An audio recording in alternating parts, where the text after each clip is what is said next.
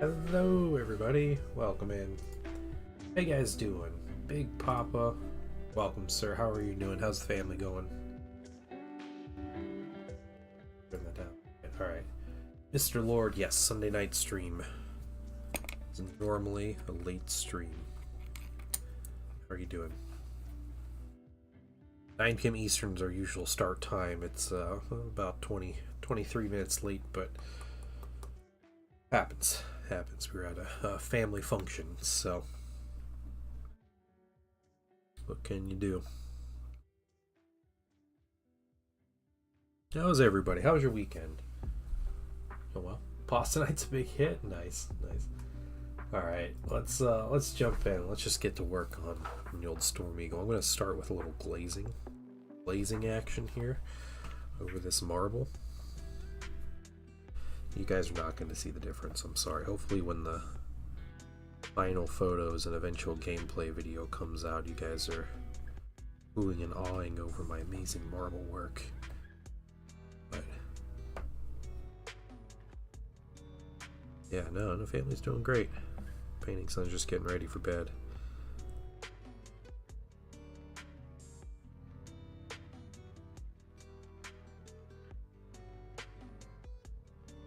Yeah, good weekend. Got to play some Star Wars Legion.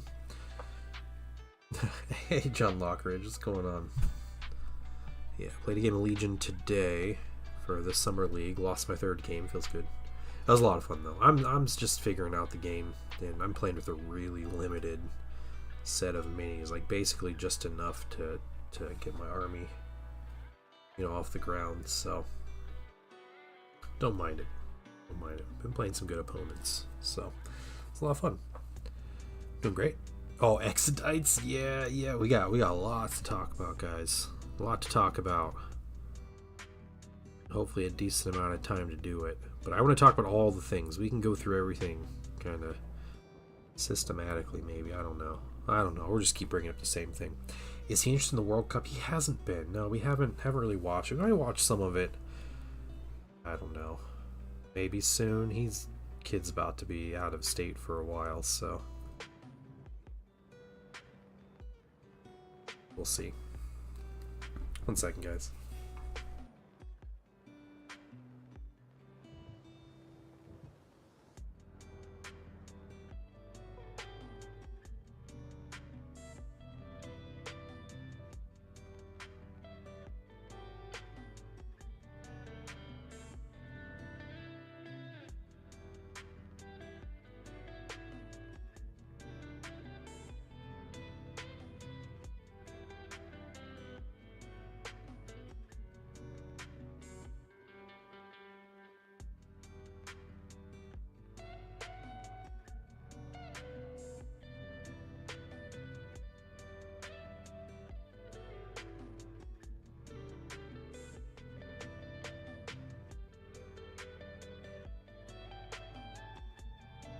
Oh my gosh, sorry about that.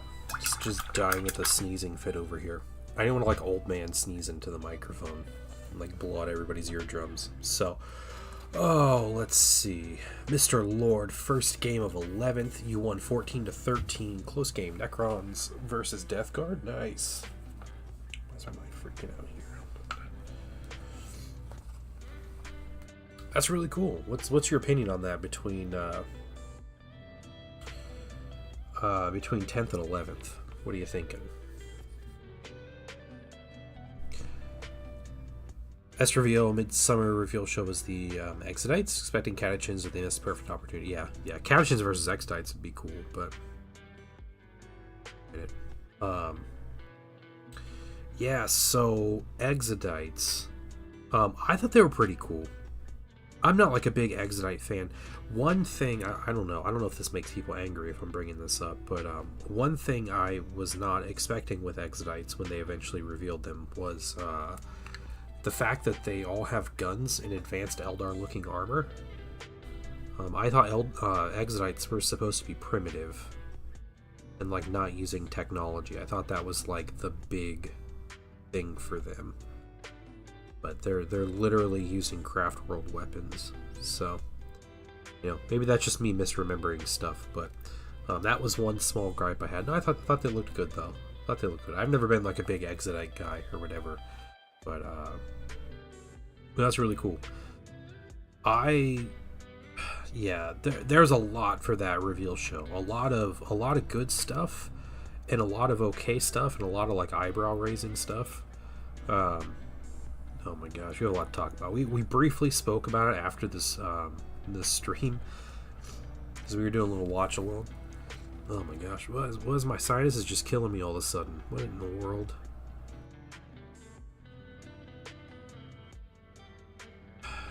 Okay. Yeah. What guns? Like they ain't got none.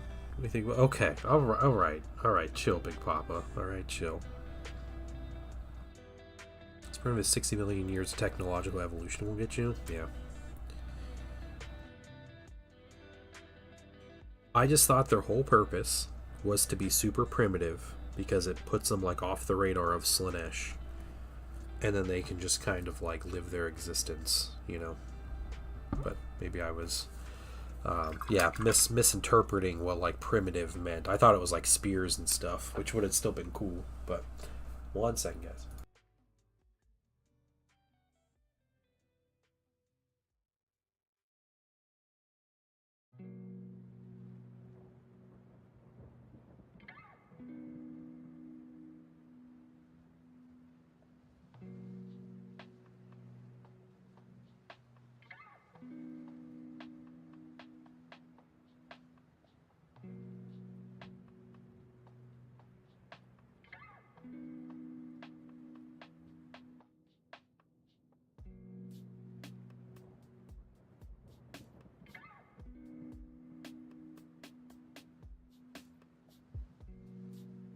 Oh man, I don't know why my sinuses are killing me here. Sorry guys. Did I blow out? That was muted. That was muted, wasn't it?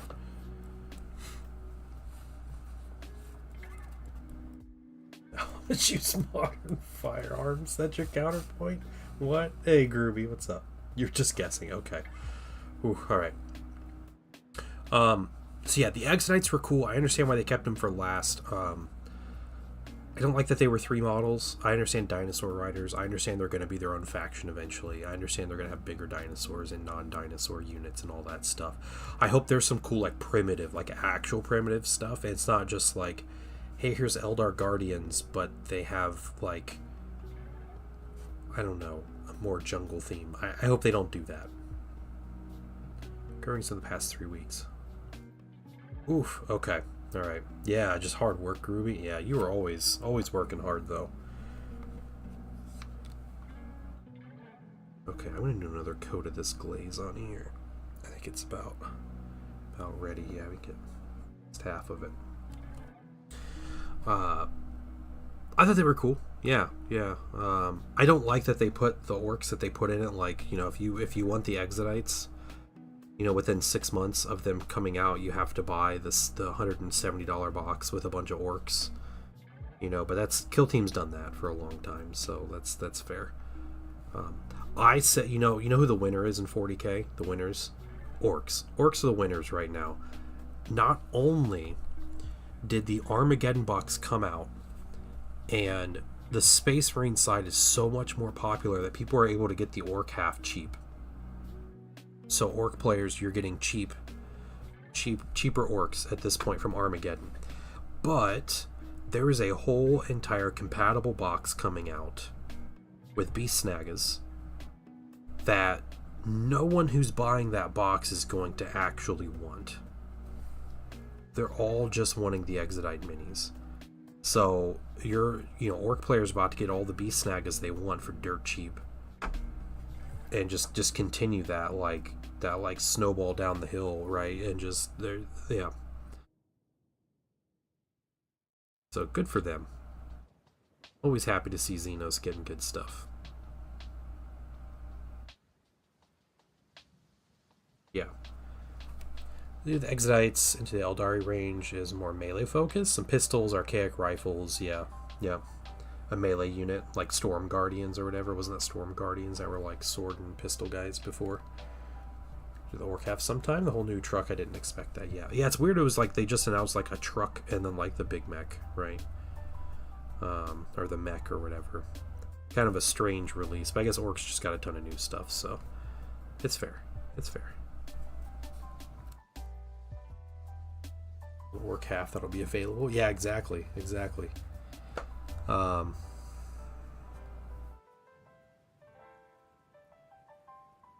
yeah, that's cool stuff.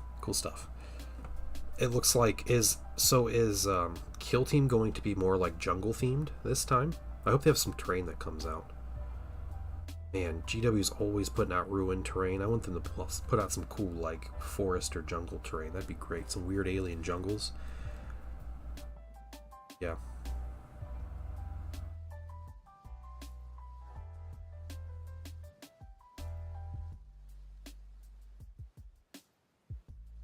I know local store has 5 armor. Yeah. I was at a local store today, and they had quite a few still available, which is good.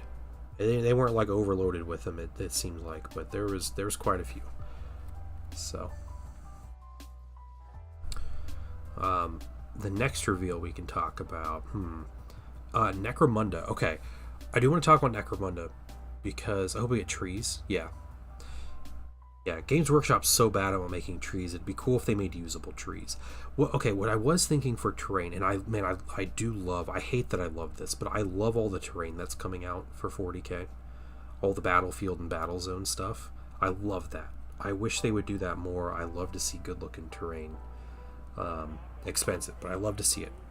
I hope every year, like in 10th edition, every year they had a new like battle zone, right?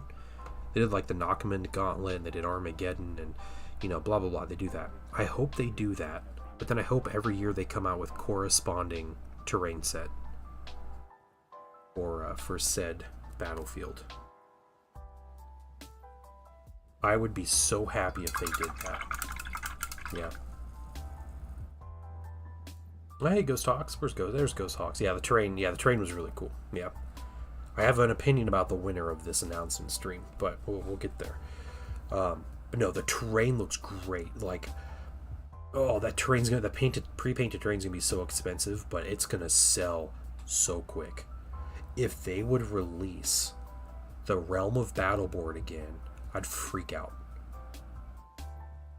I would legitimately freak out and try to buy like 3.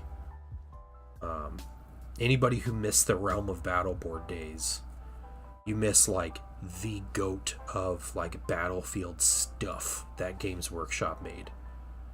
Incredible thing. It was 2x2 sheets of plastic that interlocked into whatever combination you want, and you could make it was a hilly board, a 6x4 board, or 4x4 board, or whatever. It was just 2x2 things, and they all stacked, and they fit in about this wide of a of a space, and they fit inside. And they put in a little carry like canvas bag. It was perfect. People painted those so cool. Like, there's so many cool things you could do with those. They were incredible. Yeah. Trying to make any money, cutting down acres of green. It'd be nice. Lots of AOS terrain. Yeah. Hey, Rourke, what's going on? Oh, sick. All right. Hey, you finding my Thousand Suns videos? I haven't uploaded one in a while, but welcome in. Yeah, we're just painting tonight. Allying them with white scars. Rourke, I had thought about, like, what would I do if I had, like, a loyalist army? And white scars is always at the top of the list. Not only because I think they're cool and like they have a really unique style and like unique play style, and they're also like super friendly with Thousand Suns, so that's great. But I just like them. It's just more white and red. I'm painting a lot of white and red already, but yeah, White Scars and Thousand Suns, solid combo. And the story from the journal was the Forges of Saturn journal. The story about the White Scars and Thousand Suns teaming up is a great story. You sold 2 of the original thick Realm of Battle. Still have 2 of the thin ones. You still have 2 of the thin ones? Whoa. Oh, that's so cool. Yeah, AOS will get their new edition next year. That's true. Okay, we got to talk about Necromunda. All right. So I tuned out a little bit on the Necromunda release. I noticed a couple things, and then I was reading some thoughts from Necromunda players because I don't play Necromunda. Trader White Scars, give me an easy reason to add them in. Yeah, yeah. Or Loyalist Thousand Suns, right? Like the story. I totally recommend that journal. It's a great read for White Scars and or Thousand Suns fans. War and Pain Scheme. They do go well together. Yeah, give me some more bike minis in plastic, and I'm all about it. Like, give me some Outriders and some characters on bikes and stuff, and maybe I might have to break down and mess around with some White Scars. Okay, Necromunda. We gotta talk about Necromunda. So, new models. The new models look great. Necromunda models always look fantastic. That game has so much character and so much interesting things going on. This is a new edition of Necromunda that they're doing. And something I noticed from the outset that I didn't like was that all the books in the boxes say Warhammer Skirmish Necromunda. This is 4th edition Necromunda. Okay. So they put the Warhammer label on Necromunda. I understand why. I get it. So Space Marines get new Outriders and a Captain on bike. Yeah, I think that's different than you might be thinking of 40k. I'm thinking 30k, Mr. Lord. 30k. Necromunda's cool. Yeah, the Mad Max theme and stuff. Yeah, so Necromunda's also a super bloated game. Okay, it is way too much bloat in that game to like for someone to reasonably jump in. So obviously, the issue with Necromunda, I think the financial issue from Games Workshop's standpoint, is that new people aren't collecting Necromunda. Like, people that come into Warhammer as like a hobby, something stuck on there, they don't look at Necromunda as a game and like, man, that's my game, right? Because there's 200 source books. There's, you have 1 unit of minis, but then there's like 4 upgrade sets, and there's still resin minis they sell, which they do for most of their games, but there's still resin minis they sell. It's called Necromunda. You don't even know it's Warhammer from the outset.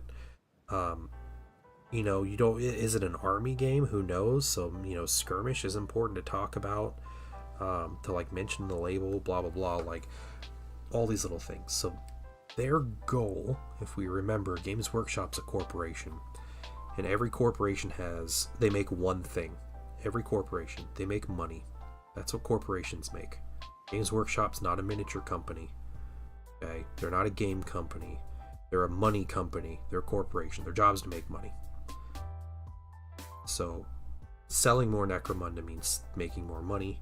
That means you need to get new people into the game. That means that you need to have labels for the game that are more accessible, right, and make more sense. Yeah, the rules are not beginner friendly. There's all that stuff. Warhammer stores don't carry specialist games. Yeah, exactly. Yeah. So what they did, from my understanding, when they talk about the rules, they're simplifying the rules. They're making the rules more accessible. Now, for some of us, or some people that maybe just play 40k, maybe have been in it for an edition, this is their first time playing, or they were in on 10th, maybe just 9th edition, they're like, oh cool, more accessible rules, it's not crazy bloat and complication. That's my game. Maybe I can get a Necromunda now. For people who have been playing the game, they're like done. They're like, no, like, we're not doing this. We're not doing the simplified game. Now, I actually had this discussion today with some friends I haven't seen in a while that I used to play Heresy with, Horus Heresy, and neither of them play 3rd edition Heresy. And their comment was like, well, one of them, people have their individual issues, and that's fine. The middle of the gaming stream. thought. Oh, cool, Misfit. Thanks for watching that, man. I appreciate it. And they both had like, you know, reasonable complaints or reasons why they don't play third. But one of the reasons I was told was that GW makes new additions to the game and they just simplify it. And I was thinking about it. I was like, man, like going from second edition Heresy to third edition Heresy, was it simplified? And as I think about it, I was thinking like, no. Third edition Heresy is more complex a game, I think, than second edition. I would say at worst, or at best, I don't know how you put that, it's like a side grade. There's some things that are simpler. There's some things that are more complex.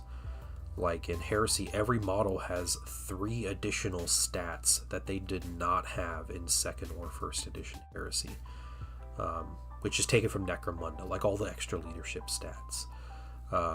There are more ways units can be like panicked or have like leadership effects. I love cool leadership effects in tabletop games. I don't know what it is about having interesting leadership focused, like morale focused mechanics in tabletop like war games that make them so interesting, but I love that, and Heresy has that. They're not always relevant, but you can they're definitely like something that's part of the game. Between the challenges, the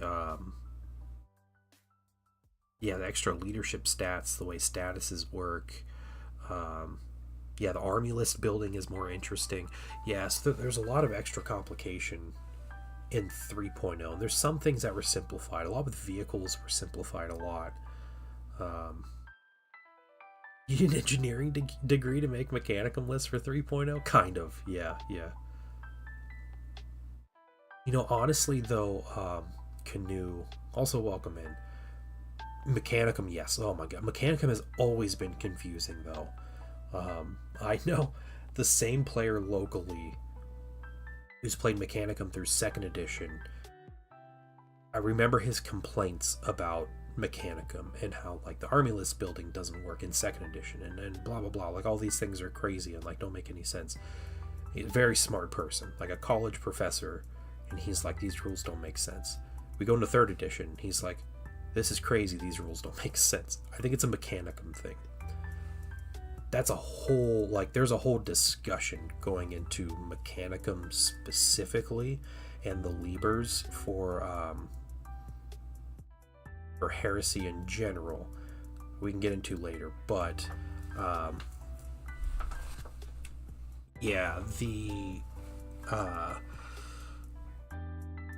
like the list building. I like it when the complication in your army is kind of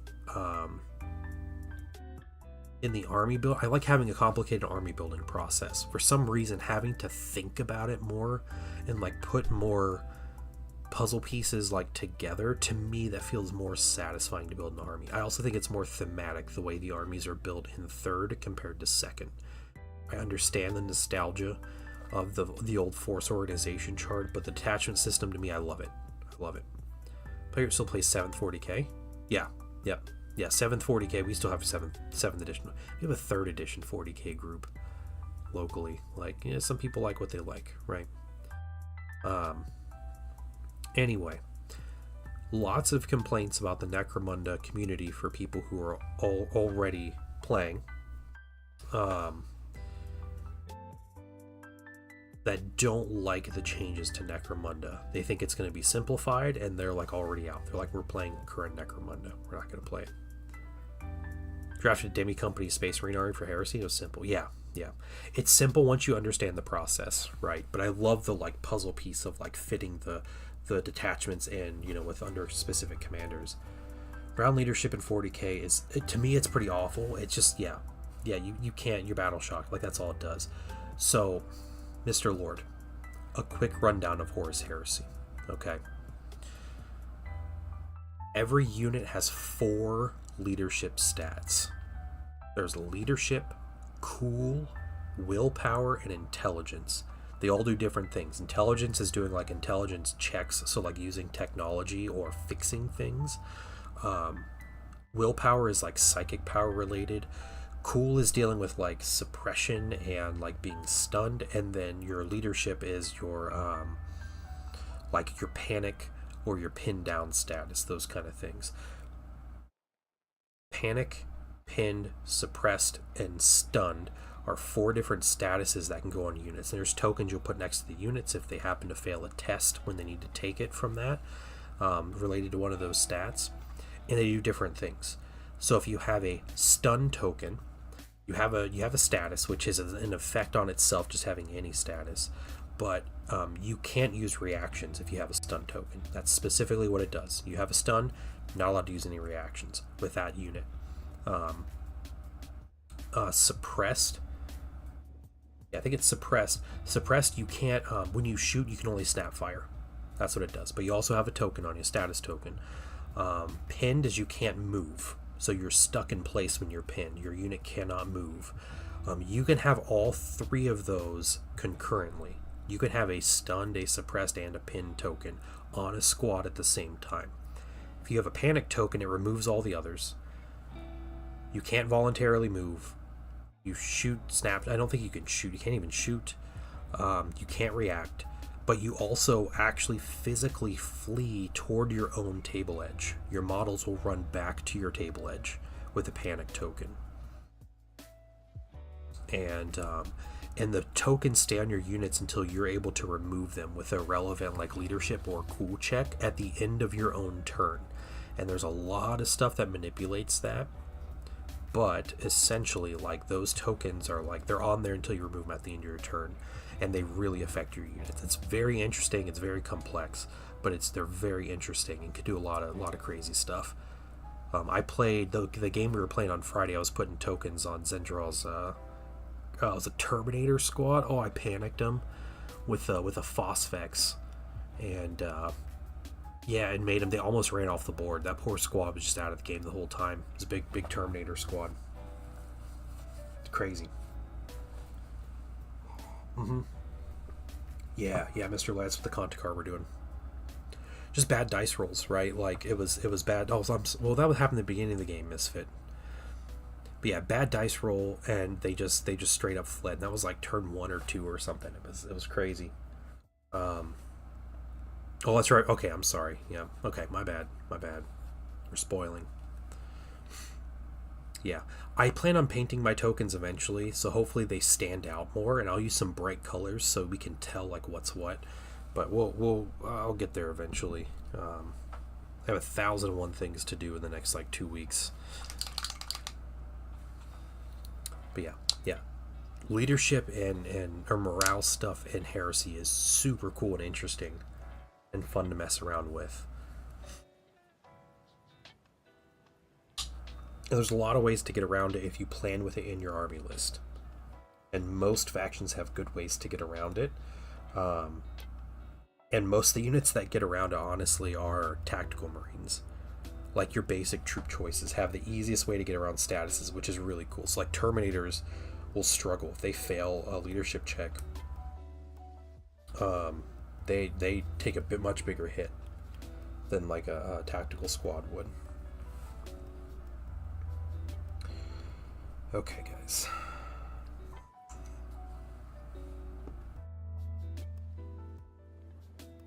Morale mechanics are great for Heresy because it means players don't have to spam the most lethal weapons to eliminate units. Yeah. People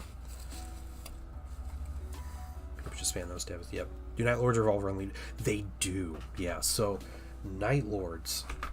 Let me look this up. I'll look it up real quick. Okay.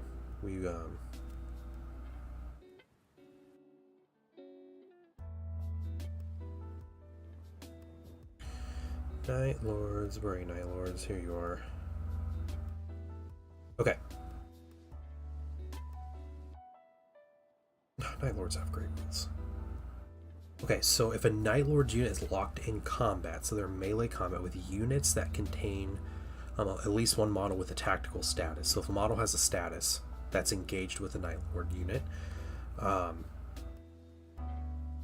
okay, the Night Lord's unit get +1 to their weapons skill. until the end of the phase. So if they're able to put statuses on units and then charge them in melee, they essentially will get, for the most part, it's +1 to hit. It's not always +1 to hit, but they're better at hitting units, is what happens. Okay, I'm gonna take this guy. Nice ratty brush here.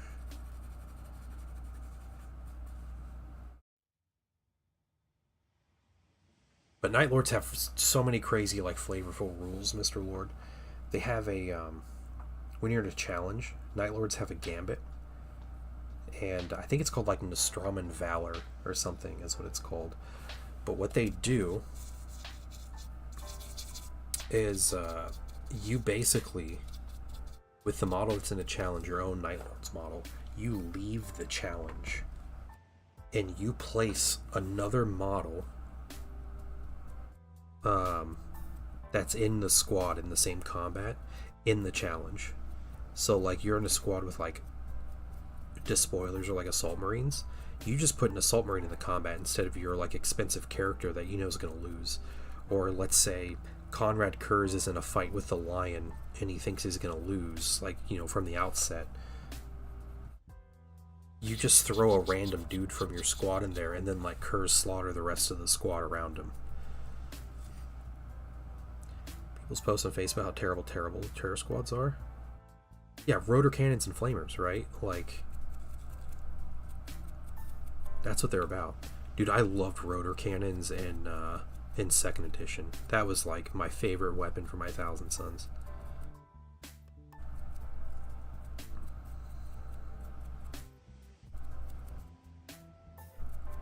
Yeah, Zen has he's got a couple. He has 2 terror squads, I think.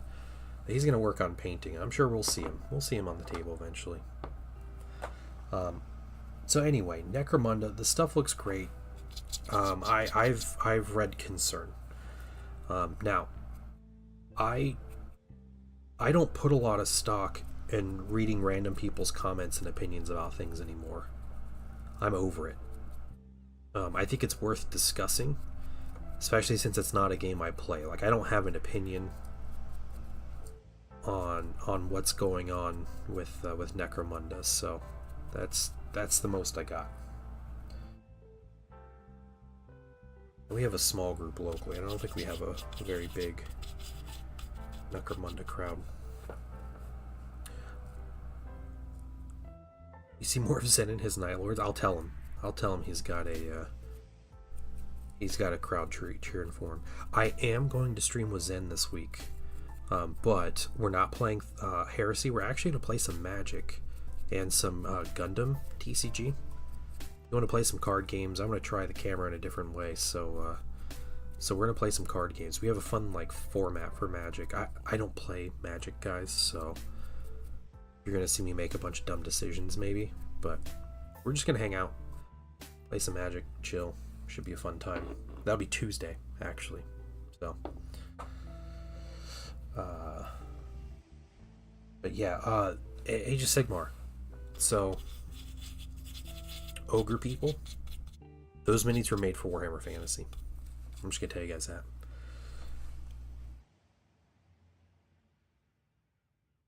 Chances are they're just gonna take out the needless complication, clean up the rules. Be said about Necro 26, as long as they don't make any of my campaign books useless. Yeah.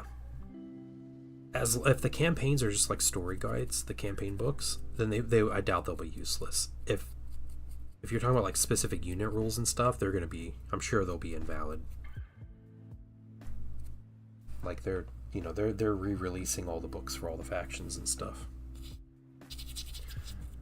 Well, a new edition will simplify the game. Do not having to go through 9 or 10 books. Yeah, that's true. Yeah, people are afraid of change. You are exactly right. Yeah, it's like, well, okay, you had 10 books.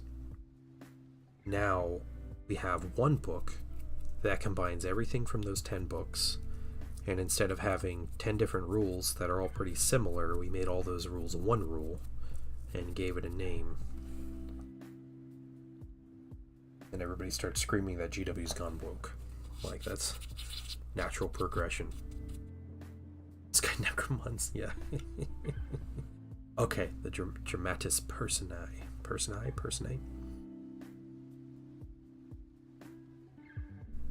Drop new models a few weeks later. Are those rules in the book? Yeah. Okay. Okay. Yeah.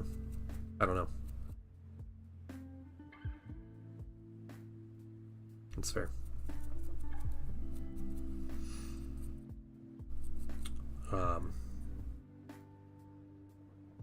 Yeah. Age of Sigmar. I like the Ogre minis. Oh man. Okay. The Butcher is probably my favorite mini though. He is an absolute unit. Like just so massive. And yeah, that is the highest compliment to an ogre. And that gentleman is crazy big. So no, the ogre stuff looks great. And I always thought the older ogre minis look good. I'm also from, I was playing Warhammer Fantasy when ogres came out as their own faction in 6th edition, and they were like Mongolian horde. They even gave them all like gray skin, which to me looked really cool. They had very much like nomadic Mongolian culture vibes and stuff, and it seems like they kind of are going with that a little bit more with the newer ogre minis.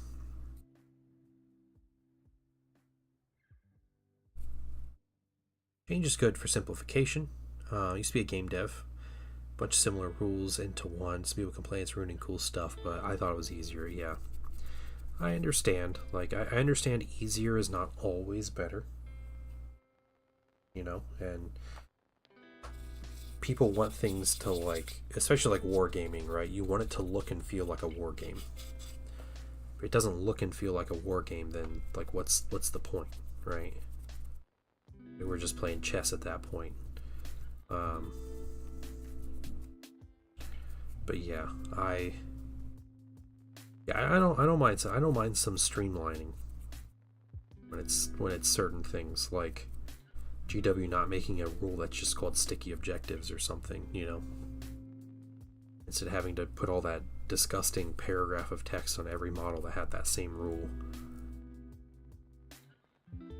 Big 40k was a great rule set, but too genericized to be popular. What do you mean by too genericized? I'm curious what you mean by that.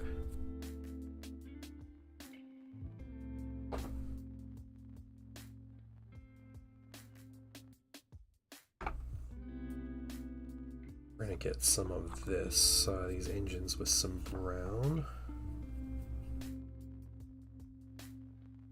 Necromunda, I want to roll with the 40k RPG and use miniatures from a hybrid setting. Okay.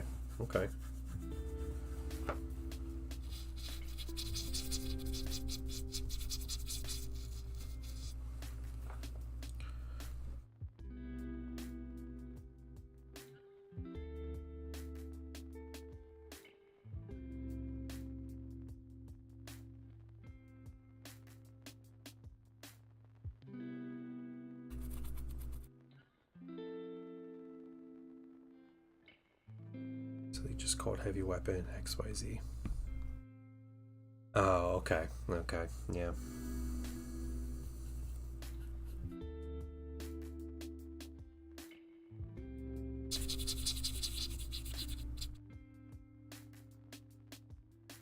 One rolls back into 40k. So hand Rakir being able to control enemy vehicle weapons. Yeah, cool stuff like that would be fun, wouldn't they? 40k, I don't think 40k is going to have anything like that.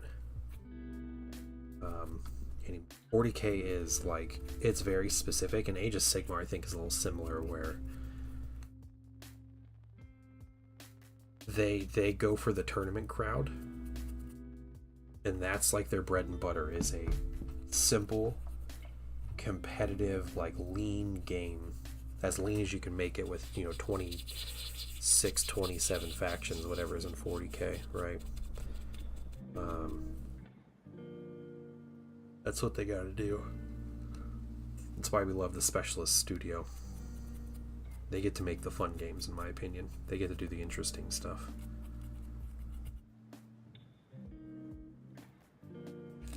Oh, there's no distinction between armies. I gotcha. Yeah, yeah. I gotta be real honest, Groovy. Real honest. I don't know. I might ruffle some feathers, but to me, that's how 40k feels like from 10th edition.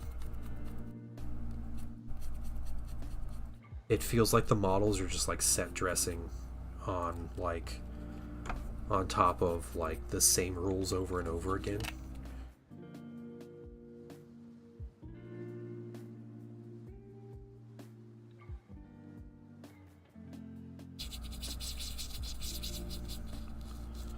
Yeah.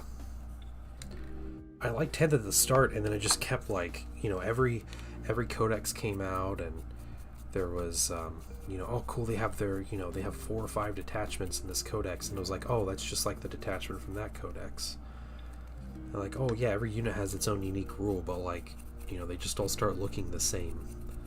And then you're just like, oh yeah, well, this unit has a rule, and this unit has a rule, and like all the units just have a rule. And yeah, his profiles are way too similar. Hit 2+ wound 4+ vice versa, or other variations. Yeah, it's too bad. I saw people talking about that with the ogres. I didn't quite get the reference, but yeah. Like, oh look, this big unit hits on a 2+ and wounds on a 4+. What do you know? Yeah, so I might play some 40k on stream sometime, but I enjoy the specialist games. GW's attacking me personally these past 2 weeks. If you notice, they announced the gorgeous Warriors of Chaos minis that we're going to talk to about more in depth in a little bit, but they announced those minis, and then they're already on pre-order coming up. It's absurd. Which that was the rumor all along, actually, was that they were going to be up for pre-order. Man, those minis look good. Take X, it's 3+, 4+. Take Z, it's 4+. Yeah.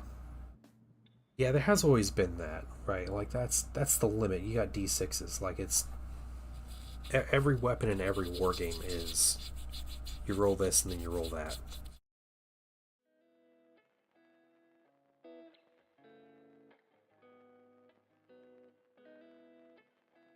But, that's the challenge, is figuring out how to make that interesting and feel different. Come on, the Force of Athelwarn, yeah. Yeah, oh, they're so good looking. Ogres look good, though. Yeah, the ogres look good. They feel like they would, aside from some of their poses, they would have a great fit inside an old world army, which is like basically my judge of if it looks good or not for Age of Sigmar at this point.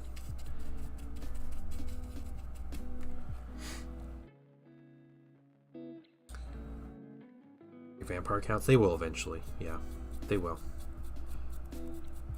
I think what they'll do, if I had to guess, alright, we could talk about it. Let's just talk about Old World. Old World has been consistently like winning the preview shows. This like past year and some change, the minis they have shown and the content they've shown off has been insane. Like Cathay and the dragon, like 2 of the best looking dragons they've ever put out. Was Miao Ying, the Storm Dragon, and then this Chaos Dragon that's coming out. Like insane looking dragons, wonderful looking stuff.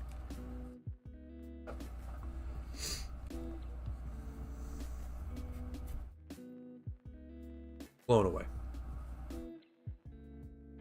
Yeah, these refresh kits. Yeah, there's like, the creativity. It's like you're not coming up with new units, right? You're just refreshing old stuff. And maybe that's easier. I don't know. Playing on people's nostalgia, right? Yeah, Chaos kits look gorgeous. the thing I'm interested in from that, I doubt I'll get that core set. It's not 2.0. It's like a 1, it's kind of like a 1.5. They already had a 1.5 last year, but it's a this is just a core book with all the updated FAQs and erratas, which they've had a lot of erratas for the old world. So they definitely needed like a consolidated place, because I have my old world rulebook, and I'm constantly afraid that whatever rule I read is just wrong from the outset, and it very well could be. So yeah, having all that stuff in one spot is really nice. And yeah, I'm happy they're doing that. I probably won't get that core set. It's too many things coming out all at once. Like, yeah, these heresy sets. I got one of the Maximus battle groups, so in the physical medium. Yeah, it is nice. They did it with Middle Earth. It's more of a specialist studio thing, right? Yeah. Hey, Raja, what's up? What's going on? Let me get a sponge here. We're gonna try this a little bit. Let's rip our sponge. A little bit of looks like tofu when you rip it.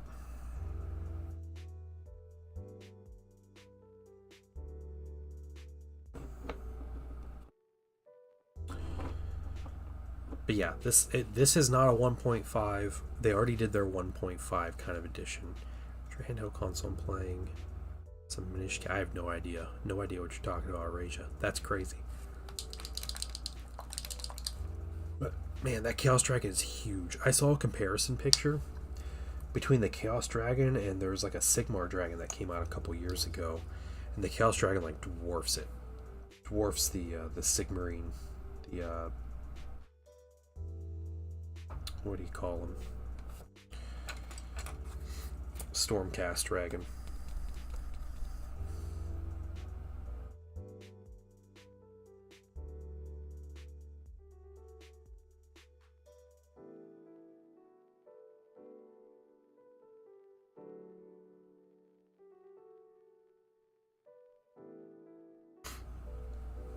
I'm doing a Seeker Squad for your Iron Warriors, the Mark IV stuff. Anything mini-wise I have to have. Not necessarily Misfit. If you have access to a 3D printer, I could probably show you a creator who doesn't have Mark IV arms yet, but I bet he'll have some pretty soon. He does Seeker bolters.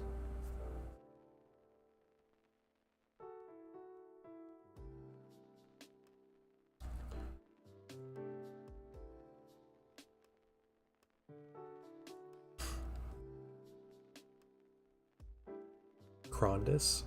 That might be the one, yeah. It's one of the Game Boy Advance Zelda games. Okay, nice. I never played Zelda. I played one Zelda when I was younger, and I wasn't like a Nintendo kid though. I had we had PlayStation, mostly PlayStation, and then we had Xbox and PlayStation when I was younger, and then PC gaming as an adult.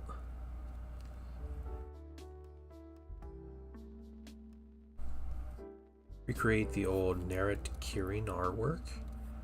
Model form and mash and claws. Okay. Do you want a printer? I'm sure you can get bash something. Yeah. Send me a message. Send me a message, Misfit. I'll try to explain myself more later, or like tomorrow or something.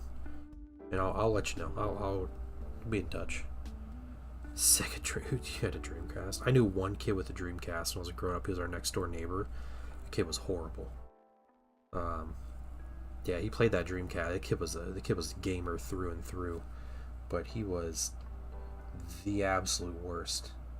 So I don't have a very high opinion of Dreamcast kids.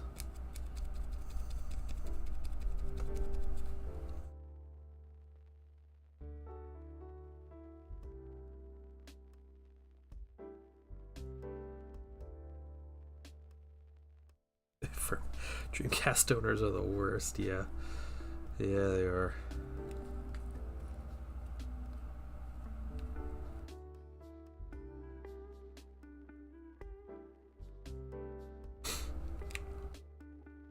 eBay? Oh, it's on eBay. That's cool. Yeah. So here's what I did. I'm gonna be real honest with you guys. I actually ordered 2 of those Maximus Battle Group sets, and I have a very specific reason why. I have a local store that's close to me. Okay. And, ooh, Astrology Youngin. First system was a GameCube, huh? So, local store close to me. They, you know, I want the 10-minute drive to get my stuff, right? The problem is, they don't always actually order this stuff if I pre-order it. Okay, they have it's a whole system, it's a whole problem. I think we're the same age. How old when you got a... Okay, so you weren't a young kid. Yeah, I was probably a teenager when GameCube came out. Or somewhere about there. Yeah, I think we are pretty close in age.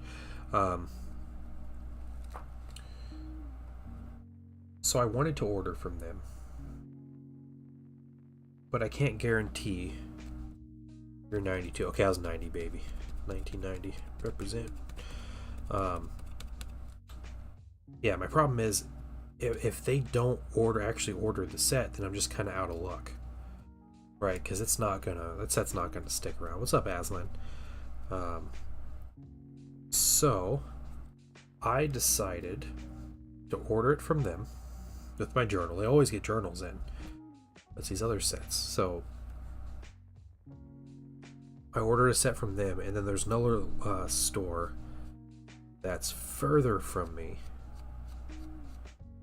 but always has tons of stock and does a really good job about everything. I also ordered one from them, so I'm hedging my bets here. Just in case the one fails, I have the other one.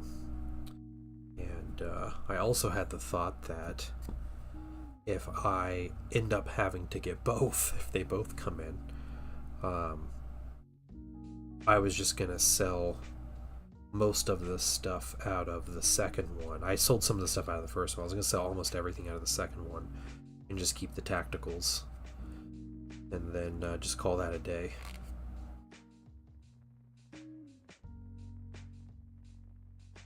So, if anybody wants a Contemptor Dreadnought, or a Sicaran, or a squad of Assault Marines, we can be in touch and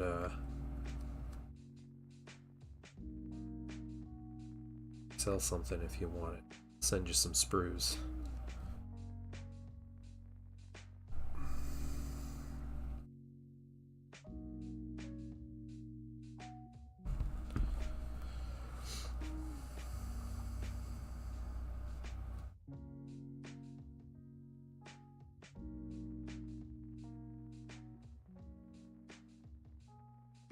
But yeah, that's my plan.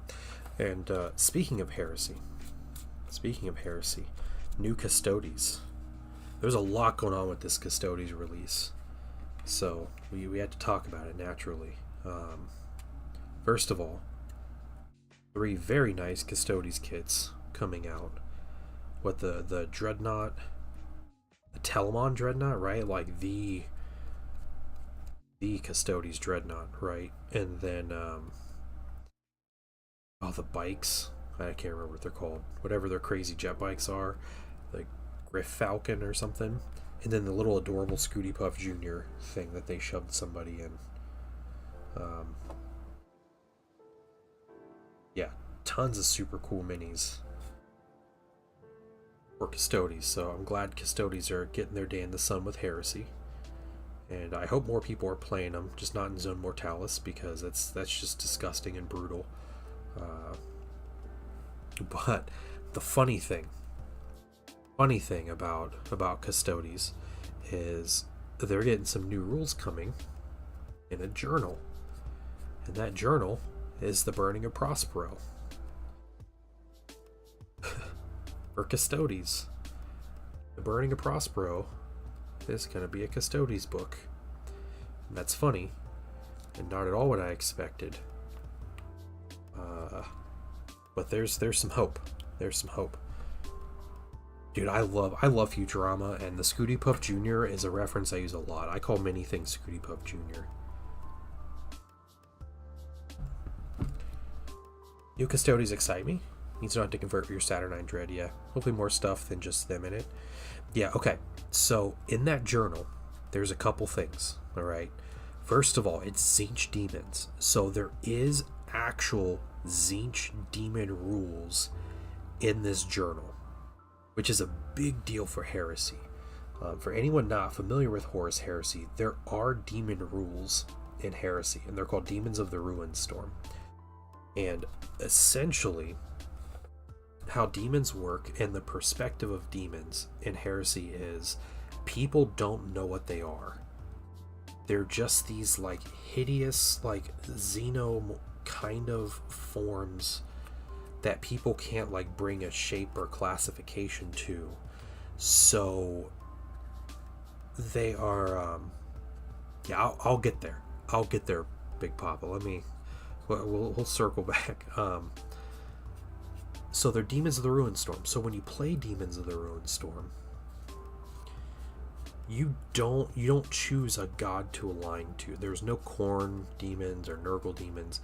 There are factions and play styles that you choose that hint or like wink at the different gods and more.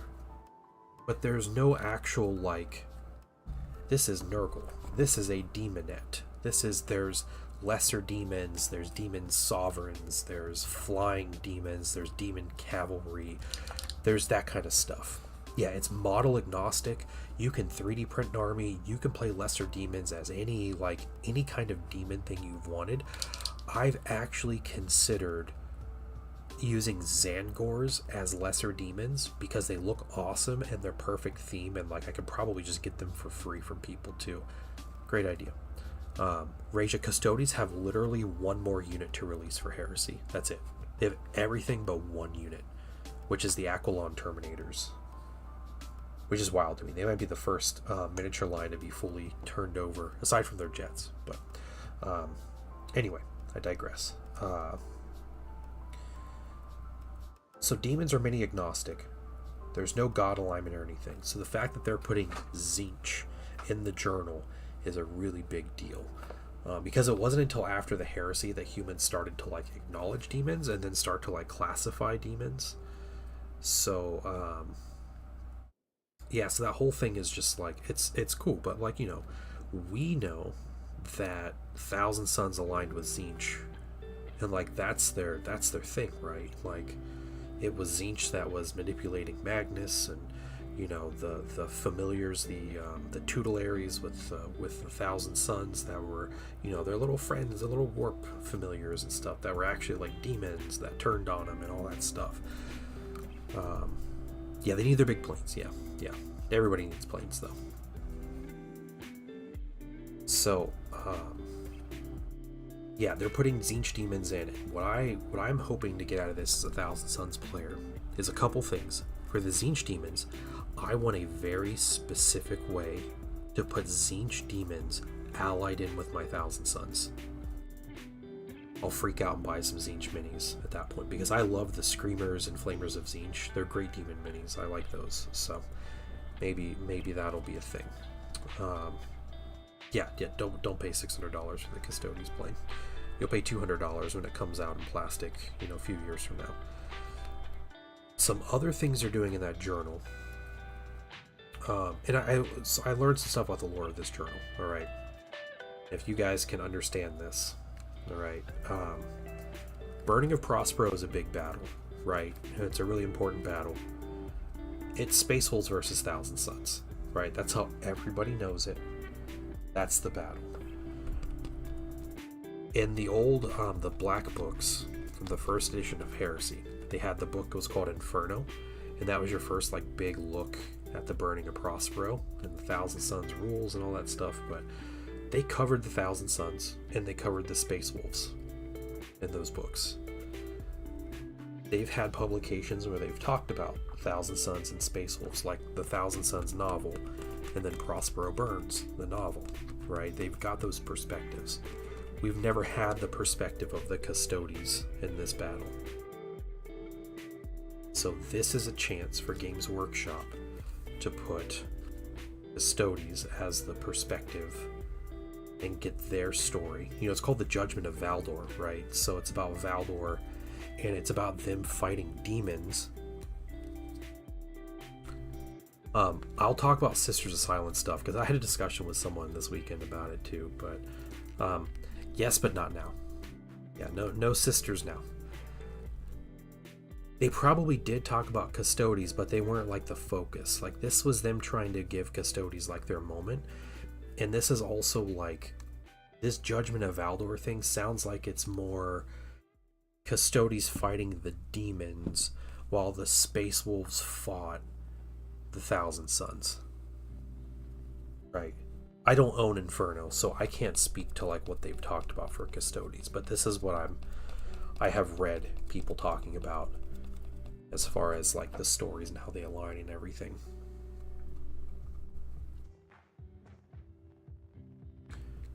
Oh, yeah. Oh, I'm so jealous. I'm so jealous.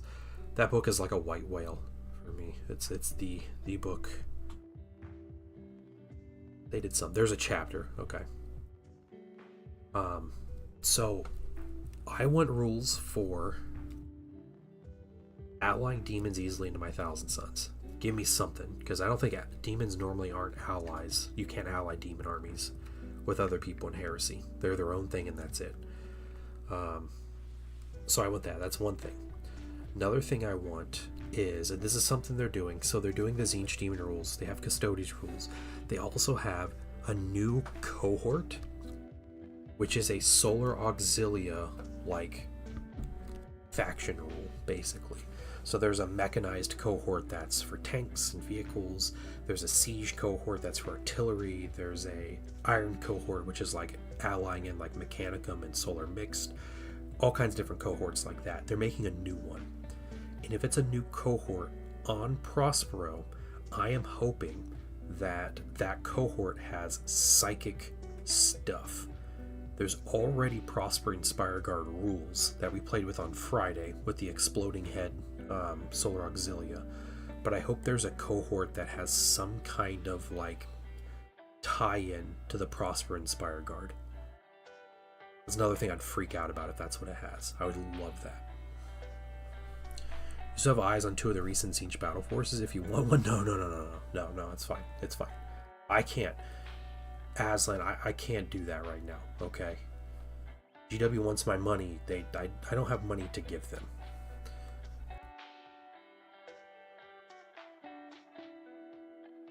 There's a lot of Custodes. It's 30k. It's like twofold groovy. So first of all, Custodes are a faction. They always do 2 waves for the faction in a year when they've done Heresy factions. So they did Solar Aux first, then it was Mechanicum, and now it's Custodes. They've done them like year after year, where they put out like a big initial wave and then a somewhat smaller second wave. That's typical. Custodes, though, on the other hand, they're 30k and 40k. They're gonna sell like crazy. Custodes are gonna be they're gonna make the Specialist Studio so much money that they're gonna keep wanting to put out more Solar or Custodes minis. It's just gonna be more of it. But the Custodes line in 30k is almost done. They have 1 squad and 2 aircraft. That's all they have left to release for Custodes. It's the Terminator squad, and then the Aquilon Terminators, I think is what they're called. And then the 2 planes, the Ares and the Orion, I think is what they're called.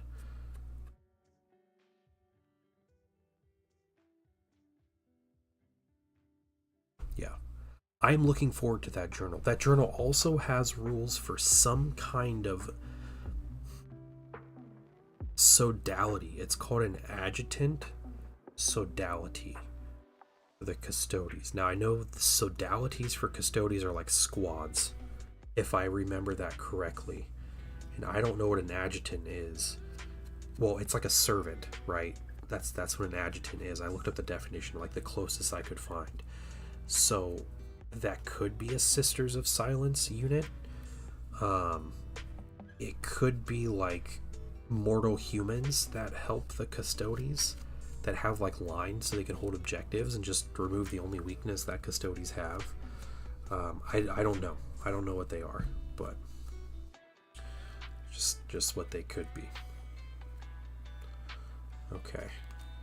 We did the sponge. It's pretty dirty.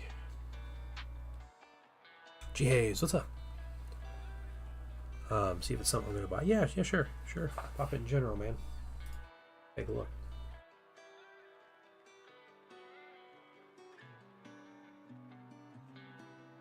Look at me! Yeah, what you got? Is that... What is that from? Is that like a Godzilla thing or like a Zoids thing?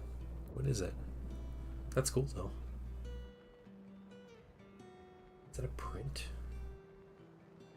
Gamera. Oh, okay. It's like a mecha Gamera. Is that what that is? That's crazy.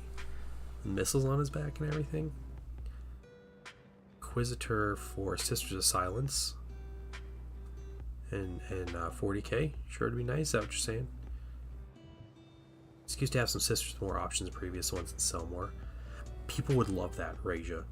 If it's Gamera, it's a 3D print. Oh, okay. Well, that's cool. Alright. Sweet. Put some more pictures in. Alright. He flies. That's incredible. So the like back jets are really cool. Nice.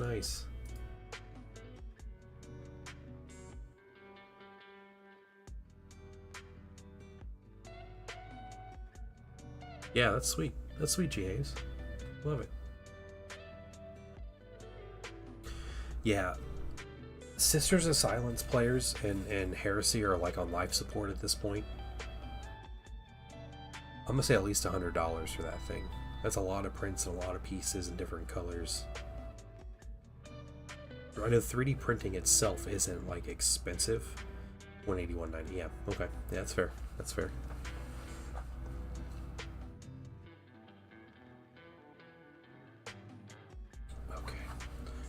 Next thing we're going to do is some glazing. What am I going to glaze, you ask? I don't know what color I'm going to glaze.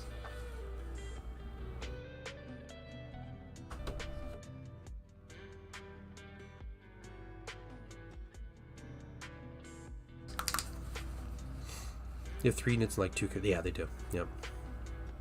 Yeah. They had a lot more as like a weird legacy thing in the last edition, where they had like jet bike units and they had all kinds of crazy stuff that people would like kit bash and make and convert and all this stuff. And now that they don't have rules, people have freaked out. I think there's going to be more Sisters of Silence stuff eventually. I don't think there's going to be Sisters of Silence before something like Dark Mechanicum though. I think Dark Mechanicum will be first.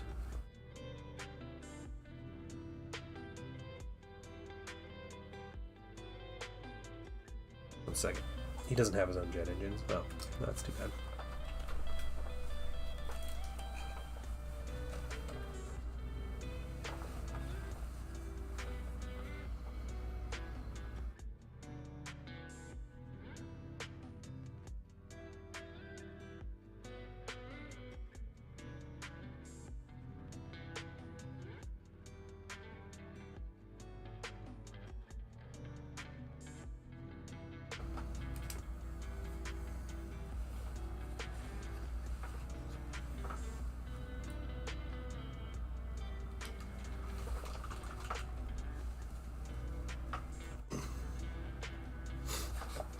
Yeah, Dark Mechanicum could very well be a 30k, 40k line. Yeah, I think I agree with that. Alright, I think what we do... Alright, we have to try a couple things here. Need a couple coats.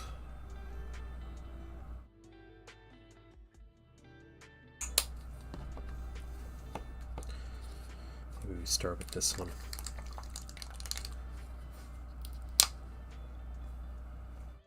I'm going to keep the number of double kits. Those double kits haven't existed in years. It's a big deal they did that with Custodes. A really big deal. And, you know, if Dark Mechanicum's going to be a thing, it's a possibility now. That's the thing.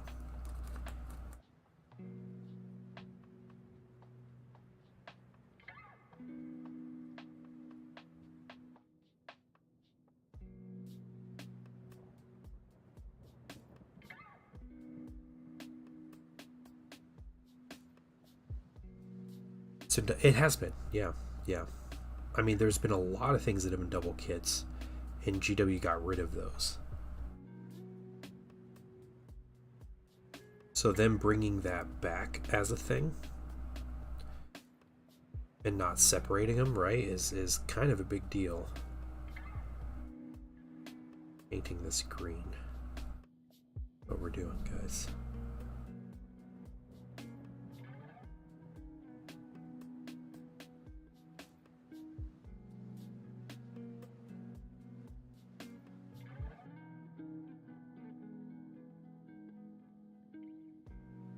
I think there is an agreement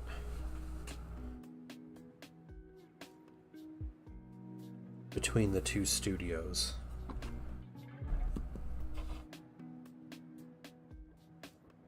Yeah, demon players. Well, okay. Well, let's just go a little further here. We have Custodes with branding for Heresy and 40k. Deliberate branding. No hints, no nothing. It's right there on the box.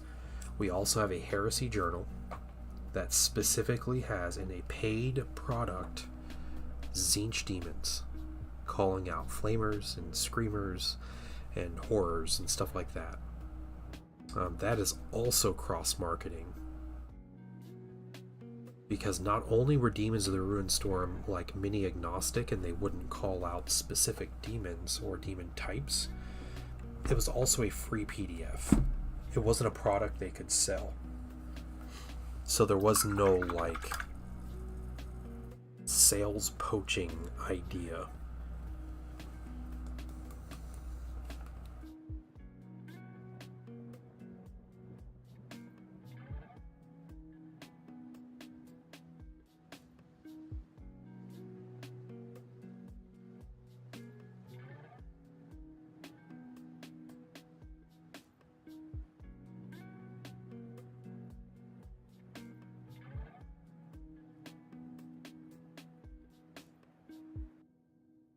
It's a big deal, guys. It's a big deal.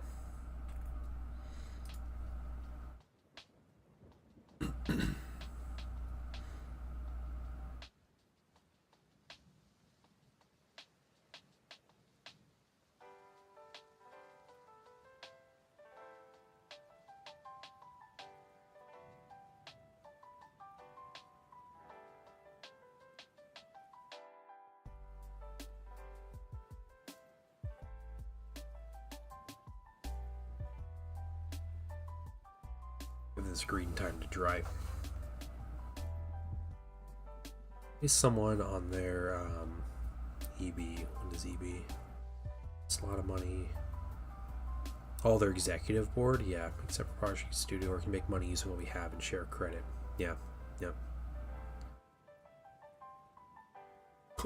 Right, Groovy, yeah. Both you guys, like, right there hit the nail on the head. Like, wait a minute. Is more money better than less money? Okay. I guess more money is more money. Like, more money is better. That's cool, though. I've been loving the journals, too. I have all the rules for the... I post all the rules for the Zone Mortalis journal. If you guys haven't seen it. The journal is very light on lore, and it's just, like, straight into, like, rules supplement, which is really cool. Also the first time they've done that. They've always been very lore heavy with some rules in the back, but this one is like And they finally put dinosaurs in 40K. Yeah, obviously they want all the money. Oh man, I'm not the biggest fan of the Exodites. I love that they're there. Not my jam. I showed him to the painting son, he freaked out. But he's 9 and loves dinosaurs. So it works perfect.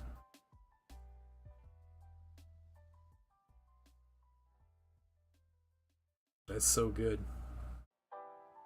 Yeah, the box is bad. Yeah, we're talking about that. We're talking about how that box is a win for Orc players, just like the Armageddon box is a win for Orc players. So Orc players, 2026 is your year.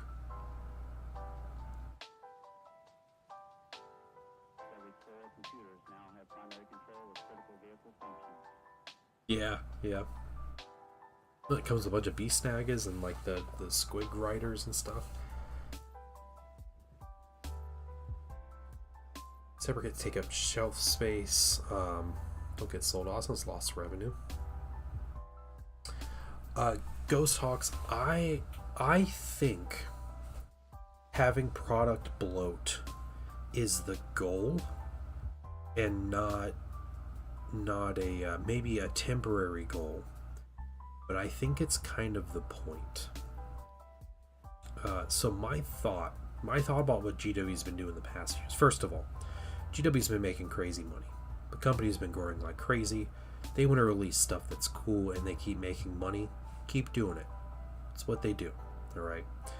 I think there is a potential side of nefariousness involved with the product bloat.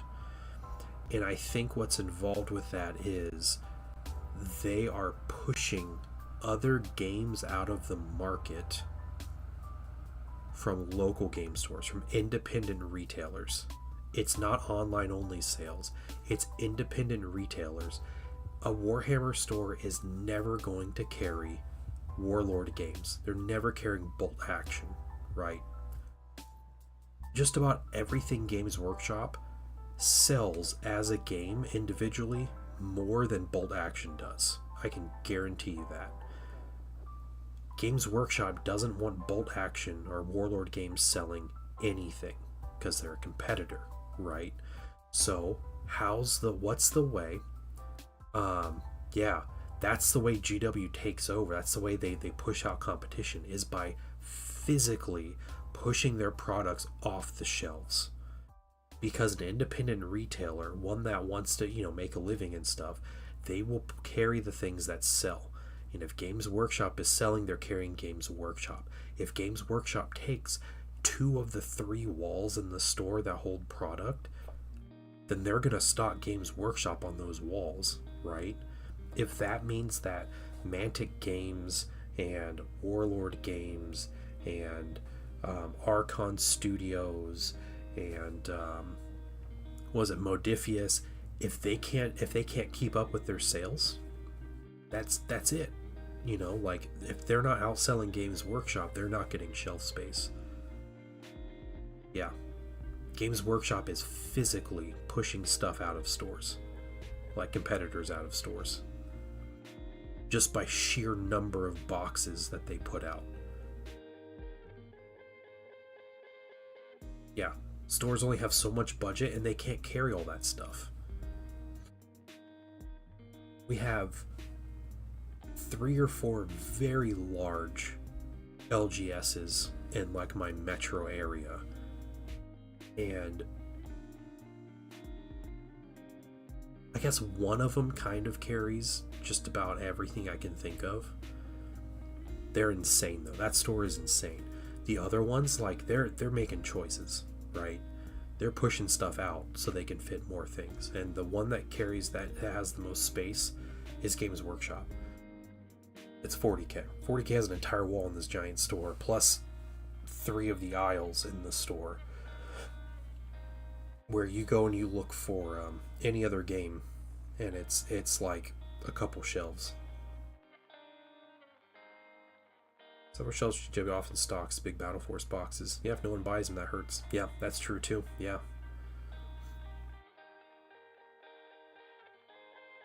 Yeah, card stores are the stores that don't carry GW. Yeah, there is not an LGS that is into wargaming, tabletop wargaming, that's not selling Games Workshop. That's a great way to like burn money and go out of business. Because it's what, Magic, Pokemon, and Games Workshop that pays bills. So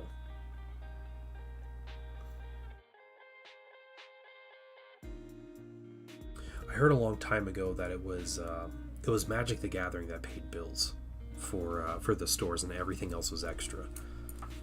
I don't think it's quite that that big of a difference anymore, but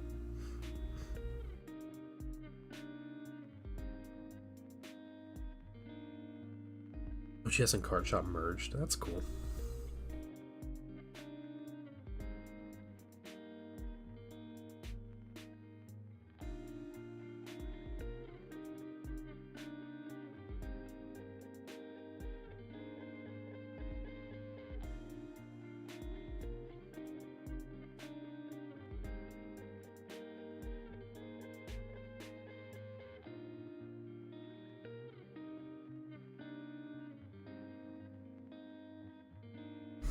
Yeah, that's all they sell. Magic, Pokemon, 40K.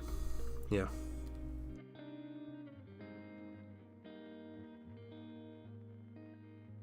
I was talking to a LGS owner. It was a little while ago, but chatting with him about stuff, and he said that like Horus Heresy sells. He said they sell so much less than like 40K or Age of Sigmar. Doesn't hold up. Doesn't hold a candle to those sales, but he said any other company that stocks with them, any other game company or board game company or anything, anybody that stocks product like in their store, they would kill to have the numbers that Horus Heresy does. And it doesn't even, like, it's a very distant third place to 40K and Age of Sigmar.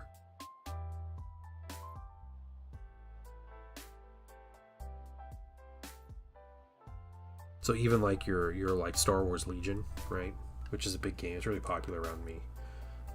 It doesn't have those kind of numbers.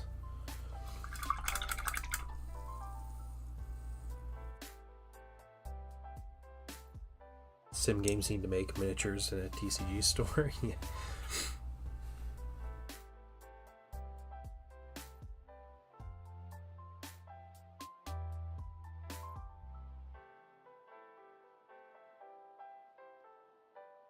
I just think even how Middle Earth and Necromunda does, yeah. Middle Earth is rough. Yeah, I don't think Middle Earth sells very well. I can't say Necromunda. I can't say anything to Necromunda, but Middle Earth gets a release every 6 months, and I think generally Middle Earth players, they like having new minis, right? There are Middle Earth minis that are 25 years old at this point that are still current minis, right? But the most part, I think Middle Earth players are fine with their game being left alone and kind of doing what they do with their game. Aside from like not getting new minis, that's kind of a point of frustration. But the Chaos Bikers, yeah. Shake up to that list and you're good and current. It might send you just what you need to stay at Stockist. Yeah. Double J Terrain, welcome. How you doing? We're working on this cool little Storm Eagle here. I stream to YouTube and Twitch, so if you see me talking to somebody and there's no one popping up in chat, it's probably because I'm talking to someone on the other end. Well, welcome in, Double J. How you doing?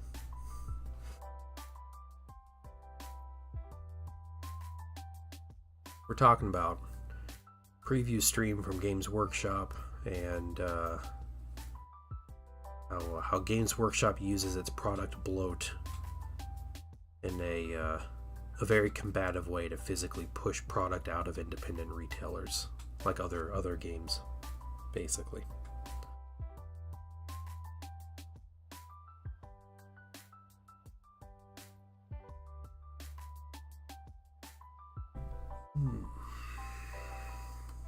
We got some pieces. I'll show you guys kind of how this works. probably varnish this mini tomorrow, and then I have weathering powder to put on it. You're just on Twitch? Oh, dang, yeah. I'm in the miniatures and models section. That's where I hang out. Paint minis. Minis. Play the occasional game.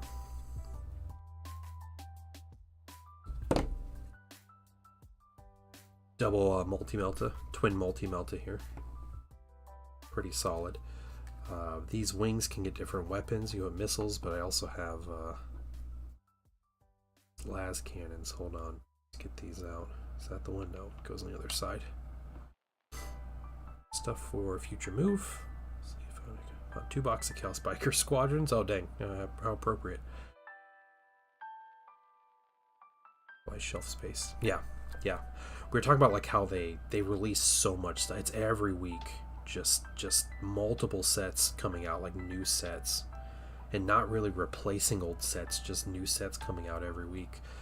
And it's it's product bloat. They're physically pushing product like other competitors' stuff out of the store, right?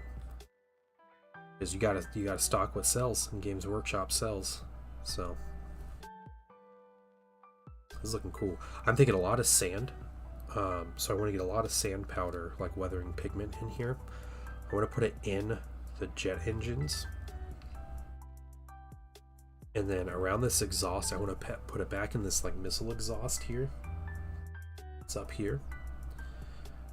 Especially a lot around the landing gear. That's down. And then possibly around the ladders are a big one. Ladders and then the doors as they drop down. Those are some big areas I want to put some sand. I wouldn't say that's like a primary goal. I mean, the primary goal is just to make a bunch of money. I think at some point, probably a couple years ago, someone corporate level was like, man, we're releasing a lot of stuff really fast. Like, is that a problem? And they maybe thought about it, and they were like, well, you know, stores have to carry our stuff like it's selling, right? They want to sell stuff. That's what they want to do.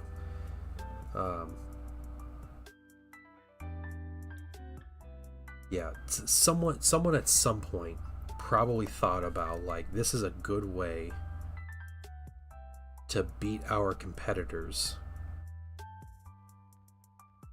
and it's literally by outselling them, right? Because people stock what sells.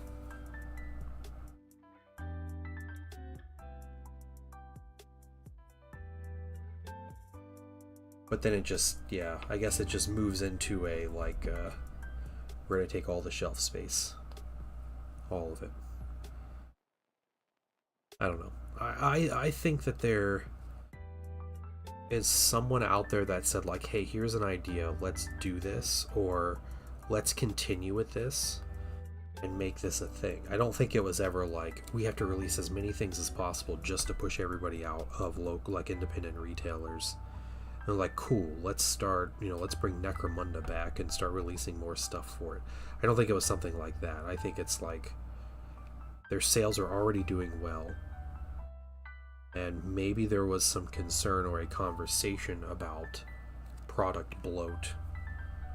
But then I think someone probably realized at some point, like, what it was doing for them, which is monopolizing things, independent stores.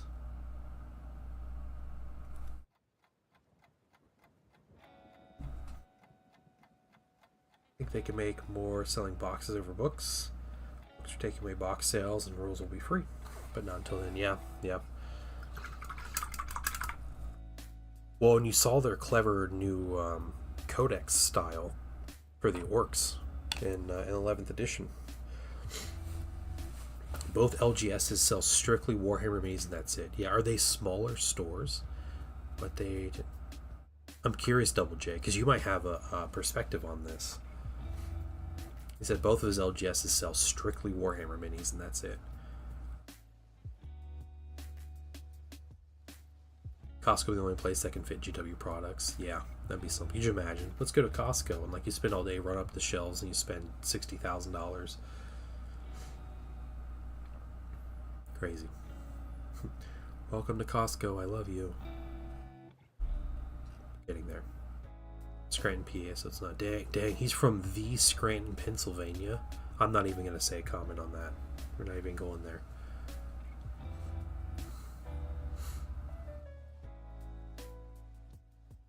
Dwight Schrute's been to that store. Either one of those. One store is huge. It's a huge store and it only sells Warhammer stuff. Only sells like Games Workshop.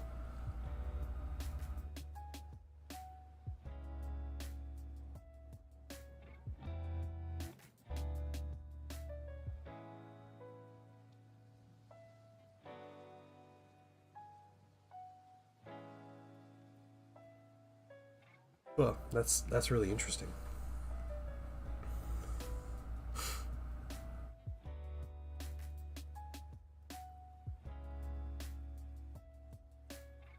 Codex subscription works. I don't think it's a subscription. Sell Reaper. Okay, sell Warhammer and a few Reaper. Yeah, but Warhammer just takes up all the space, right? And they're putting out more stuff. It's more and more and more. Like they're gonna push those Reaper minis out of the store just so they can stock Warhammer. So the codex for the orcs, it's a softback codex, which I don't mind. They're easier to flip through. It's fine.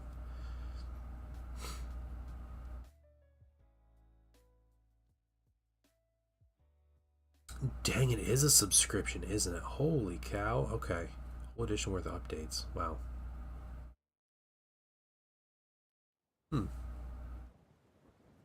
I was just talking about the physical print, but that's crazy, Groovy. Yeah, it's crazy. The physical print's a softback, which is cheaper to make, and then the slipcover, the hard slipcover they put over, is probably made in a completely different place where they could get them really cheap. So they probably saved a ton of money printing that Orc Codex.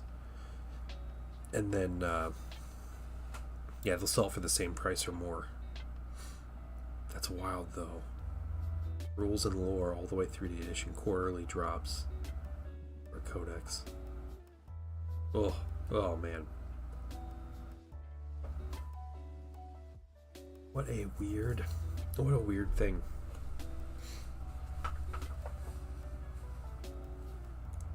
We're good for one more thin coat of green. Let's do one more thin coat of this green. That's true, yeah. Codexes are basically worthless when you buy them, so.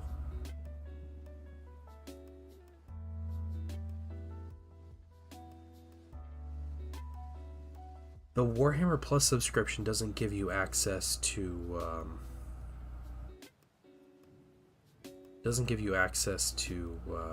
codexes, though, does it?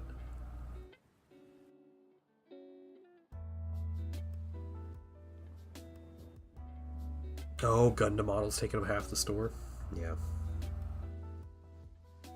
And people buy so much Gundam at one time. It's insane.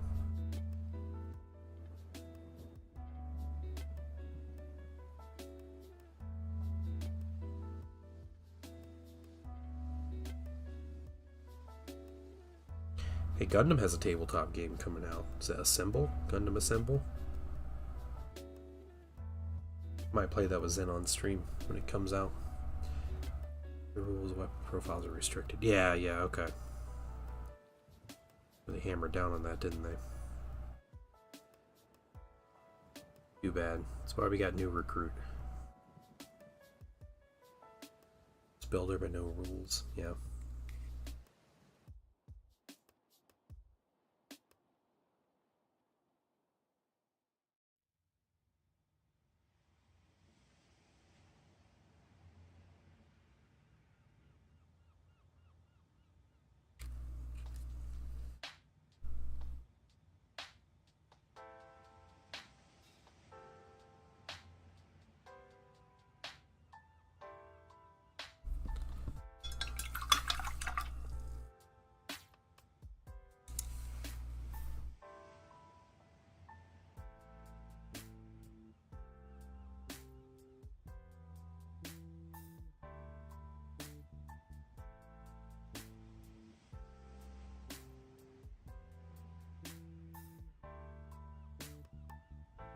Gundam Assemble has been sold at conventions, but I don't think it has a regular release yet. It's still, its retail sales like October when it's supposed to be coming out. Indie skirmish game night and offered to host one at the store. Besides one staff, I got looked at like I set the place on fire. Yeah, Double J, that really sucks. Yeah.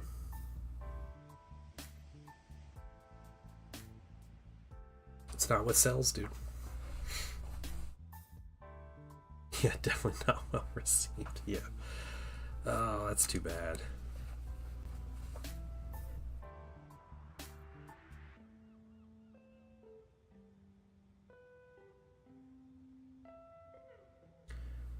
LGS has it. Yeah, maybe they got some kits from a convention or something. We had a dude that did that. He works for a local store, and he went to Adepticon.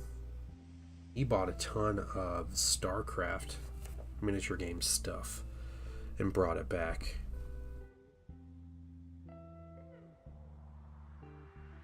So maybe just something like that.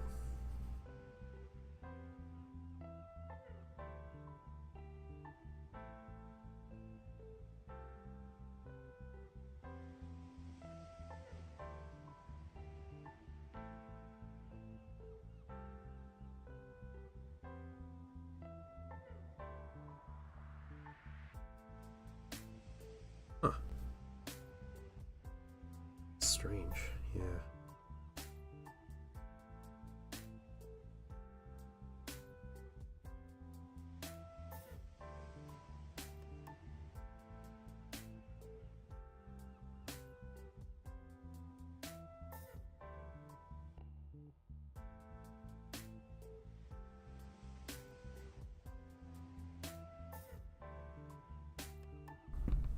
Excited for the StarCraft game?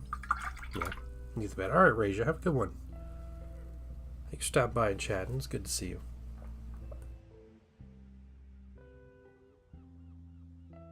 StarCraft game looks alright. I was never into StarCraft. I never liked the art style of like the kind of the Blizzard art style. And these models seem to have captured that art style to a T, which I don't care for. So, it's me though. I hope the game does well. Always nice to have more competition.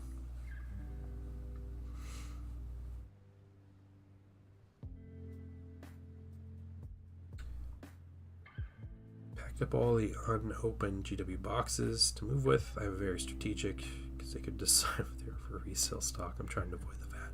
Oh, gotcha. Yeah. Studium Kickstarter. Delayed by at least a year. Dungeon crawler type game with like Kingdom Death. Oh, okay. Is it as wild as Kingdom Death is? That game's still, people are still waiting for stuff from Kingdom Death, aren't they? It's been more than 10 years, right? Ugh. Never again Kickstarter. There is one Kickstarter I've done the past couple years, and it is for book tabs for rule books. I'll say they're legit. I did Heresy and the Old World rulebook tabs, and the guy did a great job. So, Kingdom Destiny, the next big game you buy into. Dang, okay. Got some more even counting VAT here. Yeah. Not as risque, more anime. Okay. StarCraft was originally a video game. Yes, StarCraft was originally a video game. It was a PC game in the late 90s. An RTS, a real-time strategy game, Double J. And there's a whole story where it may have been supposed to be kind of a Games Workshop game, and Games Workshop pulled the plug. So they kind of altered it a little bit, and they made StarCraft and Warcraft. But yeah, it was an RTS game. They continued releasing StarCraft RTS games to the 2000s, like mid-2010s and stuff. And yeah, so now it's a miniature game based on the RTS.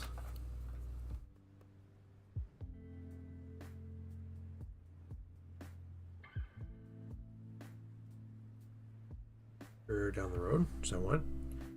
Canceled the video game spin-off years ago. Huh, okay.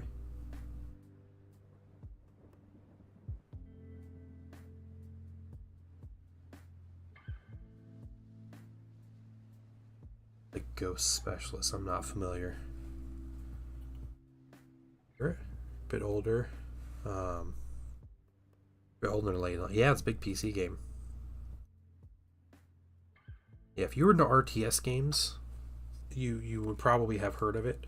But yeah, it's considered one of like the classic real-time strategy games that's come out.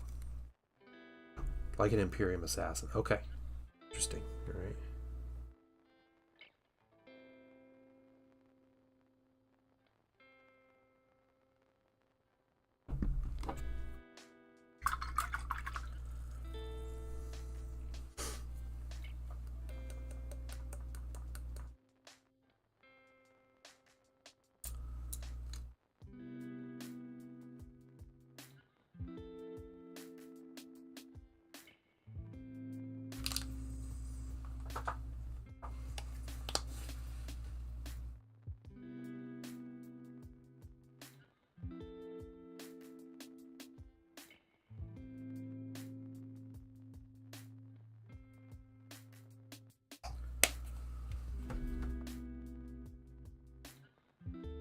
Base and kill all their gathering dudes. Alright. Okay.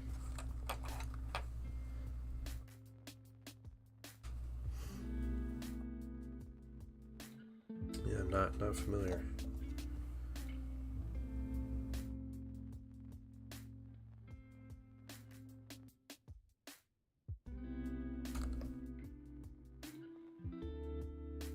So defense is that they're kept sealed because it's easier to make sure it's all in the box.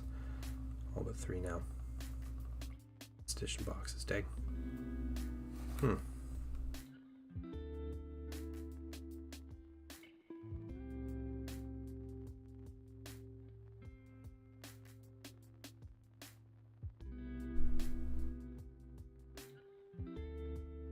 Working on do a little black glaze here.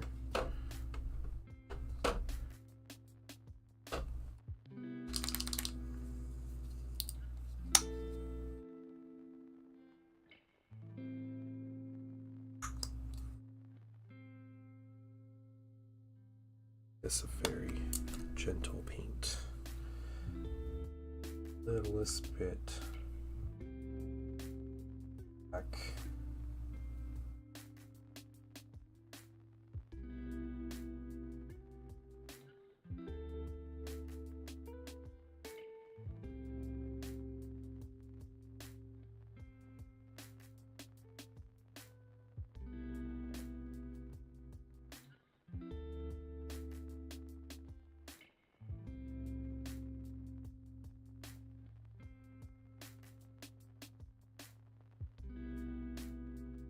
Too much.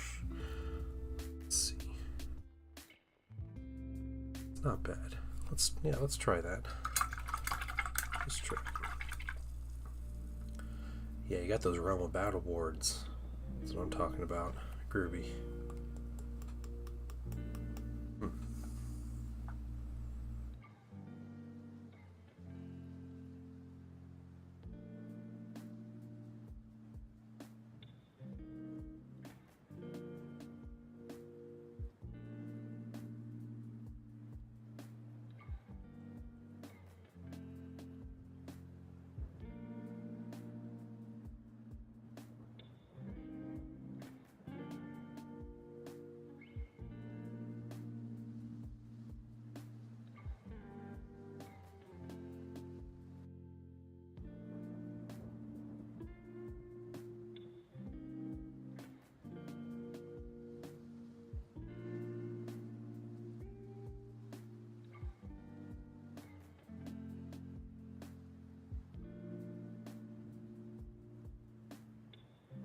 Why everyone hate Tau?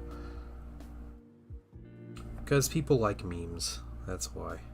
Tau are cool.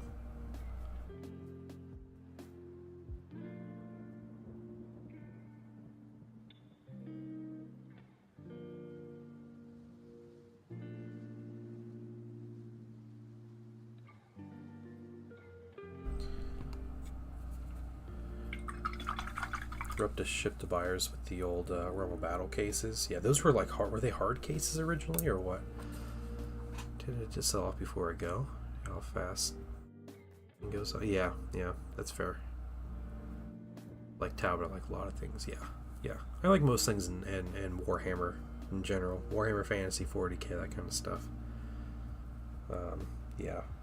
Tau got a lot of hate way back in like 2003 or something when they first came out because it was a new faction and people didn't like new stuff. All the way back in 2003, there are too many factions as there are. We can't have Tau. And Tau are also very much marketed as like a more utopian society, which is very much against 40k since like day one. It's like a weird different sense, like whole different culture compared to like everything else in 40k, like all the grimdark and stuff. So people didn't like that. So, and they also had like futuristic weapons that looked futuristic, not like weird, almost magical kind of futuristic like a lot of the other factions had. Yeah, so people didn't like it. Canvas hat that zipped and had handles and clips. Oh yeah, I know what you're talking about. Yeah, what a great thing. The hills are great though.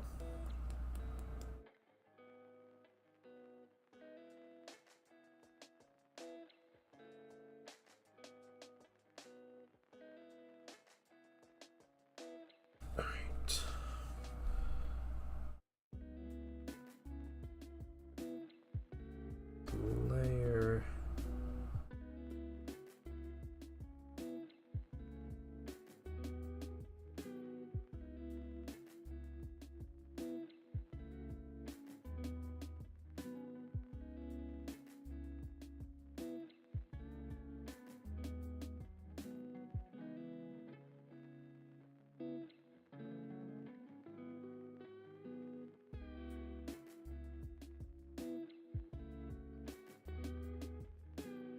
Yeah, glue some texture on top of the molded texture. Yeah. I had played on one a couple times. And I think the best ones I found were a mix of static grass and just paint. And I know those boards had like skulls inside, like ravines and stuff. And a lot of people... stupid glaze. Ugh. A lot of people would put the static grass over that area or fill it in with texture or something, because you don't want just like random skulls coming up out of the ground. That's kind of ridiculous. So yeah, they were very slippery though, right? Yeah, like they were so kind of smooth that your models would slide down the hill. Yep, I remember that. I played with my buddy at a Games Workshop store out of state. Because there weren't any GW stores in Ohio at the time, so we're like, just one summer we're like, let's take a road trip and just go to this store. So we went and we played a game of 40k on a Roma Battleboard. It was really cool. Use their terrain and stuff. But yeah, the models are just sliding around.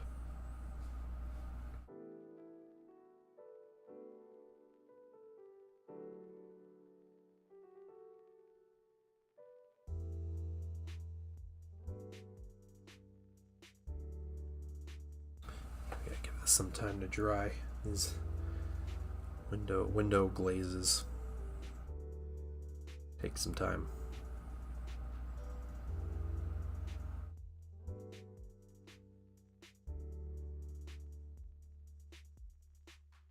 The Vega West set was flat. I don't know if I remember the flat one. Let me see.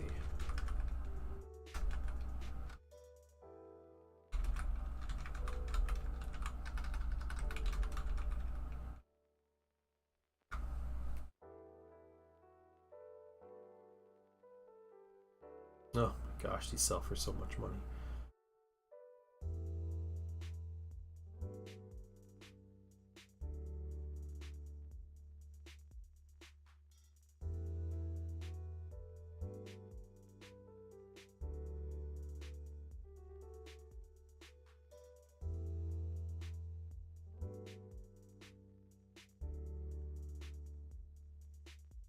Yeah, I just remember the one with the hills.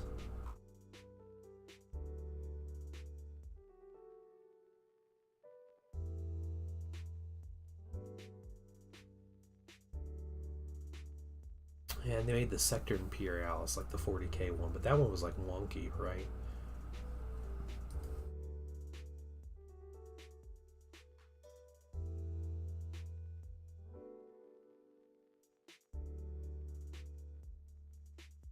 Oh, I think I see it. Yeah, yeah, it's like Shattered something. Shattered Dominion? Is that what that is? Realm of Battered. See, I never knew they made more. I thought they had the 40K one I learned about somewhat recently.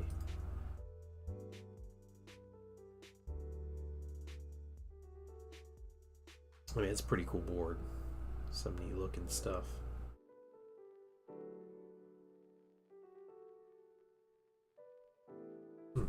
Yeah. I like the classic one with the hills, though. That one calls to me. Calls to my childhood. Shattered Dominion came with sculpted base kits. Oh, that's cool. So you can have matching bases to the yeah, to the board. Yeah, that's cool.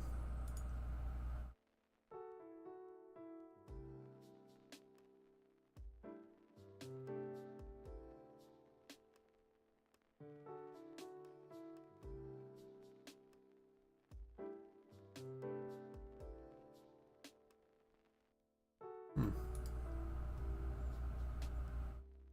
Crazy stuff. These weren't like third-party bases. No, yeah, yeah. These Realm of Battle boards, were they vacuum formed? I don't think they had to have been vacuum formed, right?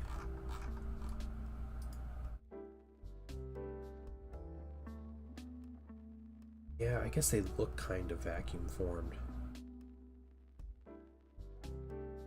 They were injection molded? Yeah, I wonder where they had them injection molded. That couldn't have been in-house. Because if they can injection mold these 2 foot by 2 foot tiles in-house, they can make Titans in plastic. Yeah, they're made in China. Yep. Sounds about right. Still sold them for $300.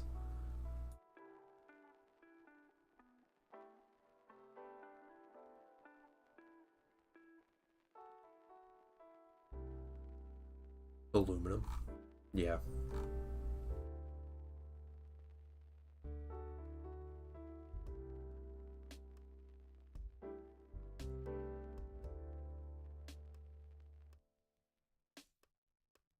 Huh. Interesting. Ready for another coat? Let's do another coat.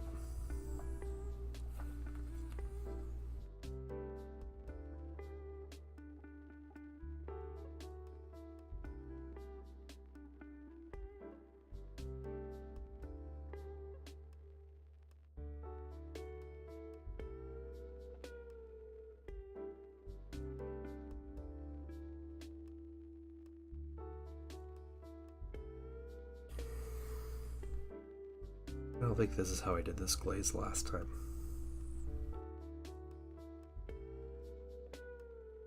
I think what might be more effective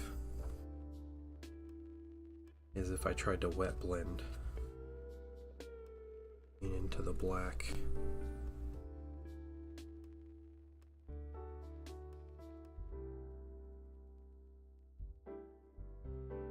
And then just kind of blended it from there, right? Better.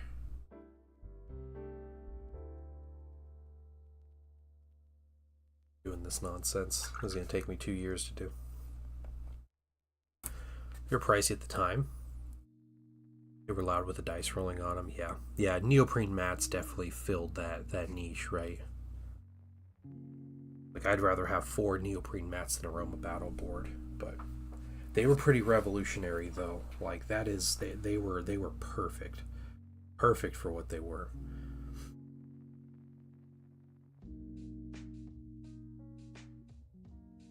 I have 2 of those bastions and a bunch of the wall sets that came with them. The original wall sets, the simple ones. It's a good set. I had that on the board last Friday. We were playing Heresy. Had that. We had a lot of, it was all GW terrain actually on the board, which is pretty crazy. Don't think I can say that often, but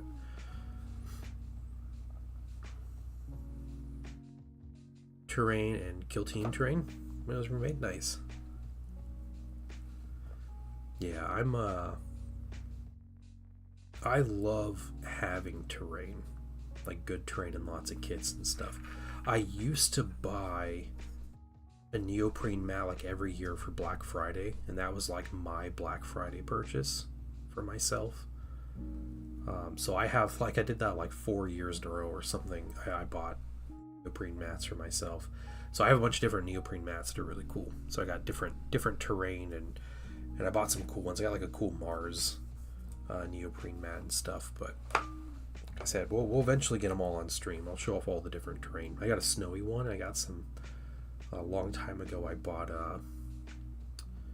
after Christmas, you could buy those little snow covered trees, right, for the Christmas villages. You know, Warhammer for Grandmas, little Christmas villages people do.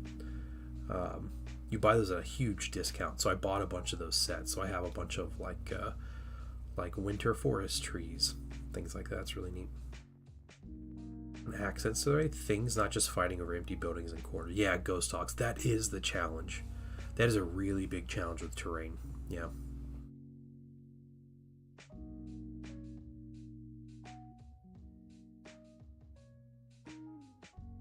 Exterior walls should be the table. Yeah, that's fair, Ghost Hogs. Yeah.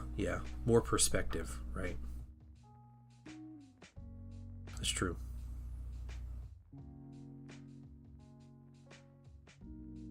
I think what would be a fantastic board to make sometime would be the classic interior of a Mechanicum factory.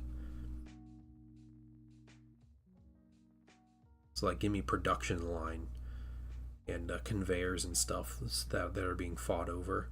That'd be great. Those trees in a drawer. There were only ruins rules, so if you had, several whole buildings, yeah. The Xenos terrain was great. The Eldar, like the webway gates and the Tau like defensive stuff, yeah, that's good stuff.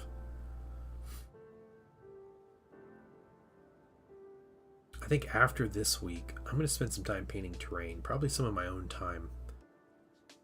Factory's making a super heavy tank, have it be the assembly production room you're fighting inside, yeah. It's like old stories about like the war for Armageddon, right? There's like manufactorums and the orcs and the guard are fighting them, and the chimeras are coming literally off the assembly line, and they just put troops in it and like crew, and they just drive it right into the battle inside that very factory. Crazy. That's some crazy like 40k imagery.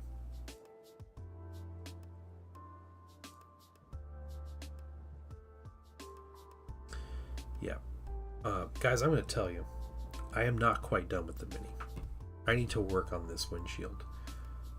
But it's really hot in this room. We're getting a crazy heat wave right now, which I'm sure a lot of you are experiencing or have experienced recently. I'm also very tired. I think I'm going to call stream here. And, be back on Tuesday with some just some fun card games with Zen. Okay, just because we got some, yeah. Of course, a ton of 3D printed terrain, yeah.